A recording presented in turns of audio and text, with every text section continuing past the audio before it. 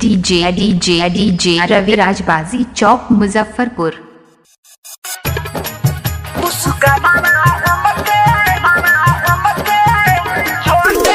DJ Raviraj बाजी चौक। DJ Kanchan Raj Hajipur Vaishali.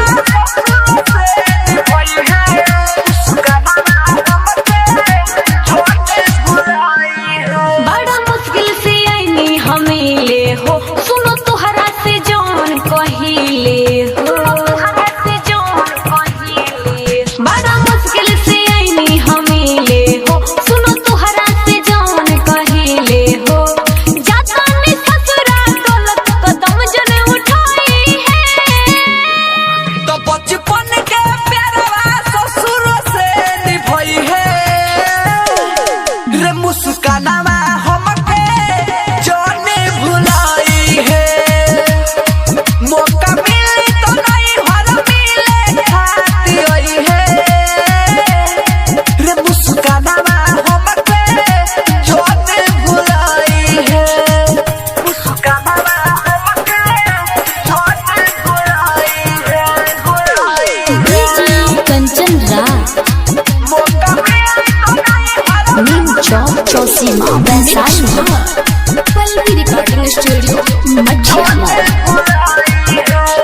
इतने प्यारे तोर बसना ससुरा में रह के, ससुरा में रह के फिर मिली आए बजानू जाता निकोह के। तोहरा सिवा दूसर के हो नहीं बावे दिल में हमारा अब खास हो। तू ही छोड़ के जा तो बारू तोहरे पा बावे जान सुनो अब आस हो। आ जाए पहले को तू बुलाई है, तो बचपन के प्यारवा ससुर से निभाई है रे मुस्कानावा हमके जाने डीजे रविराज बाजी चौक। मौका मिली तो नहीं हर मिले खाती आई है रे मुस्कानावा डीजे रविराज बाजी चौक मुजफ्फरपुर। जाने भुलाई है। मौका मिली तो नहीं हर डीजे कंचन राज नीम चौक चौसीमा वैशाली।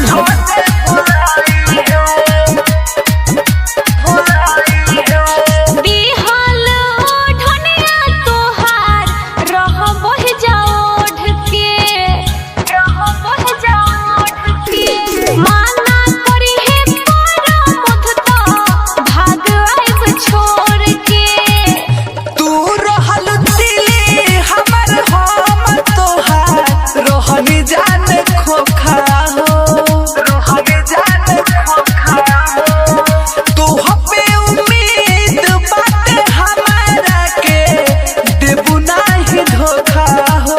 धोखा हो। अब जीत अकेला माजा तू उठाई है, तो बचपन के प्यारवा ससुर से निभाई है रे मुस्कानावा हमके जाने भुलाई है।